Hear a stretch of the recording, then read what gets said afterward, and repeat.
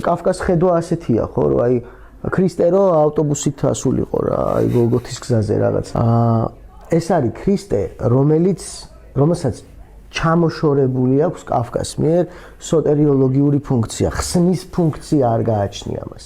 ის არავის სახსნელად და გადასარჩენად არ არის აქ მოსული. ერთადერთი ფუნქცია არის საკუთარი თავის გადარჩენა. უამრავი ალუზიაა ტექსტის ჯვარცმიდან და სახარებიდან, მაგრამ ინარჩუნებს კარკას, მაგრამ აი რაღაც ისეთ თავარს გამოაცლის ამ ბიბლიურ პერსონაჟს, რაც მას იმად აქცევს, რაც არის. აი ქრისტე, რომელსაც არაფერი და არავინ არ აინტერესებს, საკუთარი თვითგადარჩენის ინსტინქტი ამოძრავებს მხოლოდ. ურწმუნო იობი, ხო, აი თუნდაც იობის პერსპექტივაში თუ განვიხილავთ ტექსტს, ხო, თითქოს იობიანურ მდგომარეობაშია, მაგრამ ურწმუნოა. თუ ეს პროცესი გამოტოვე, გოლგოთის გზა თუ გამოტოვე, იქ შენ არ დაგელოდებიან.